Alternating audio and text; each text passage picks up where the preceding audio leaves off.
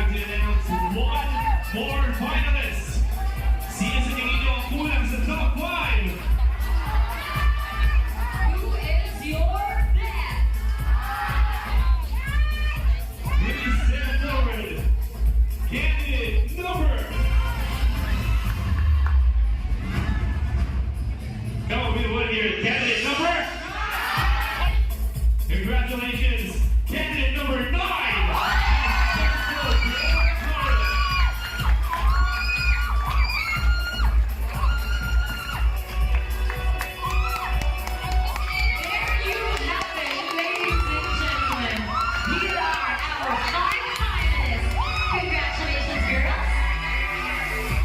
Congratulations once again to our non-finalist girls.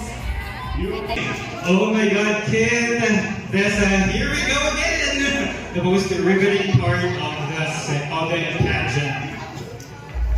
Arguably the most critical part of any competition. And of course, let's consult our finalists here. How are you feeling today? Actually, I'm very nervous. I didn't expect to be in the top 5, but I'm very, very thankful that I got into this position. Thank you very much. Well, of course, I think you definitely deserve that spot. You earned it. Indeed. Now, we just want to remind you about the instructions of the final question and answer. Once again, you have to answer your question under 45 seconds. And if you hear this sound,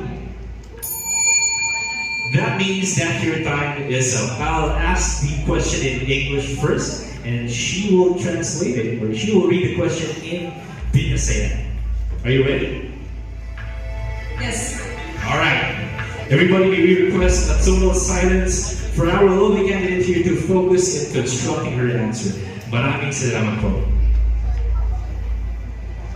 Your question for tonight is, this October 2023, the Barangay and Sangguniang Kabataan elections will be conducted. What quality of a leader you wish for a Sangguniang Kabataan chairperson so that he or she will not be a traditional politician? Yan na Oktubre 2023, pagbubuhaton ang barangay ng Sangguniang Kabataan election. Ano ang kalidad hinusa nga leader ang imo ginhihingyag hausa nga SK chairperson agud diri hiya maging tradisyonal nga klase ng politiko. Katungod hang kadatang sa hang pagpili o pagboto sa atong karuyang nga leader. It is the right of everyone to choose the kind of leader that they want. Natuod ako na ipuupay nga leader, may paghigugma, ngan may dako nga pagtuo, ngan may hadlo ka Ginoo. I believe that a great leader has love for his constituents and has great faith in our God. Kay kung may suga din nga abilidad, dili makakahimuhin palain. Because if a leader possesses these characteristics, he cannot do anything wrong. Dili mga tawad ngan may tangkod magserbisyo. He will not steal and will serve with all his heart. Pagpilihin mo upay nga leader, para kaduro-diretso nga pag-uswa hanggang Palagan.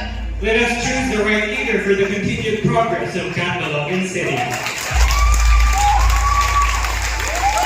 The finalists are in an isolation area because they're going to share a common question. Lane May Bakulpo. You know, all of our audience right here has seen their candidates, perform in the opening production number. They've seen them in their swimwear, their creative wear, and their elegant in the evening gown. And now they get to win. And, of course, candidate number 4, you only have 45 seconds to answer the question. Kit will read the question in English and I will translate it in Bisaya. Are you ready? Yes, I am. And when your time is up, you have to hear this bell. Okay, without further ado, this is your question.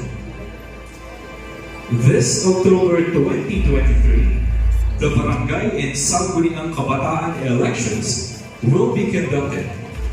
What quality of a leader you wish for a Sangguniang Kabataan chairperson so that he or she will not be a traditional politician? Yan na Oktubre 2023, pagbubuhaton ng barangay ng Sangguniang Kabataan Election. Ano ang kalidad hinusa nga leader ang imo ginhihinya hausa nga SK chairperson agud dirhiya maging tradisyonal nga klase ng politiko. Timer starts now. Natuod ako nga ali na akong kamot. I believe that it is within our hands Ang aton pagpilihan maupay na leader. the power to choose the right leader. Kumusa ang kabataan As a member of the youth nga usa nga botante ang sangguniang kabataan. and a voter of the Sangguniang Kabataan, Natuod ako nga usa nga kalidad nga aton kailangan. I believe that one of the qualities that we are looking for a leader Iligud ang may kasing-kasing is the heart ug hulos and the intention nga paghigugma and the love ngadtuhan kabataan. for the youth. Natuod ako I believe nga kung may adayni kalidad nga usa nga leader, that if a leader possesses these qualities, magkakamay-ada kita usa we will have nga syudad nga marikon a city that is strong ug masuwagon. and progressive. Salamat. There, please put your hands together to candidate number 8. She is Mavian May Ru. Yan na nga Oktubre 2023, pagbubuhaton ang barangay ng Sangguniang Kabataan Election. Ano ang kalidad hinusa nga leader ang imo ginhihinya hausa nga SK chairperson agud dirhiya maging tradisyonal nga klase ng politiko. Timer starts now. Ang posisyon ng gobyerno hindi rin inuyas-uyas o inuyag-uyag. A position in the government is not something to be toyed with. Natuod ako nga usa ka leader modelo ang usa nga komunidad, kinahanglan may daniya kapas nga magserbi nga tuhan komunidad.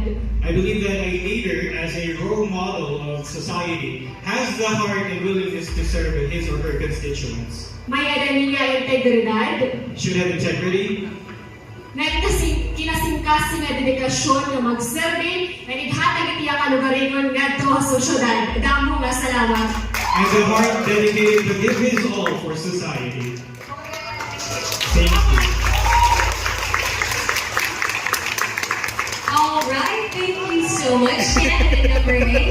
We now proceed to the back. Nervous in our candidates, but of course, Joanne has the responsibility to translate the message or the. Our candidate number 3 is Jamaica Bambangan. Hi. Okay, so Ms. Susha, you have the opportunity to share your answer with all of us for 45 seconds. And once you hear the sound, Something like. Yun. That means that your time is up. And of course, we will also be joined. Of course, we have here Mr. Mark Joy de Buya, who will interpret the Binisaya again, answers of our finalists. Are you ready? Ready na daw siya. Okay, let's do this. Okay, everybody, may you please maintain total silence for our candidate here to focus in constructing her answer. Maraming salamat po. Your question for tonight is, this October 2023, the Barangay and Sangguniang Kabataan elections will be conducted.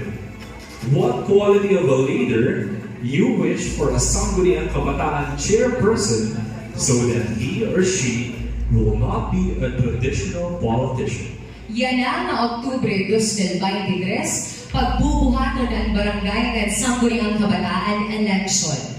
Ano ang kalidad hinusa nga leader ang imo ginihinya Hausa nga SK chairperson, agud diri hiya maging tradisyonal nga klase hin politiko. Your timer starts now. Como sa kandidata han Miss Manaragat 2023, As a candidate of Miss Mandaragat 2023, inatuhod gud ako nga SK election dako mabulig ha aton syudad. I firmly believe that the upcoming SK election will help our city a lot. Kay ngantud may naman kita ang naiigilin, asya ini ang leader na maataman nga dedicated. And if we have to elect a leader, this should be someone who serves his community and is dedicated to the task. Kay inatuhod ako, may usa ka liderato dapat maataman dili na ang mga tao kundi rin pati ang kalibungan ng kultura. I believe that a leader not only takes care of society, but also of the environment and of culture. Man dedikado hirap, kay asya ini it magpapapadayon na iya pag-implementar ng aktibidades na makakabulig it iya barangay ngan syudad kat Balawan. Mga salamat mo kay nagabiyahe mga tanan. And he should be dedicated to his work because this will be able to help him or her in implementing the programs and projects and activities that will help create a better barangay and a better city of Catalonia. Thank you so much.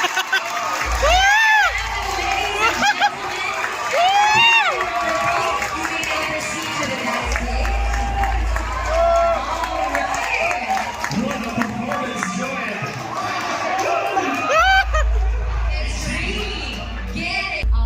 Miss Manaragat finalists 2023 because I think I am noticing that they are really aiming for a higher purpose with their answers earlier. I think they're really doing a great job. This October 2023, the Barangay and Sangguniang Kabataan elections will be conducted. What quality of a leader you wish for a Sangguniang Kabataan chairperson so that he or she will not be a traditional politician? Yan na Oktubre 2023, pagbubuhaton ang barangay ng Sangguniang Kabataan election. Ano ang kalidad, hinusa nga leader ang imong ginhihinya, hausa nga SK chairperson, agud diri niya maging tradisyonal nga klase in politiko. Your timer starts now. Una, ang may pagmamahal ha aton.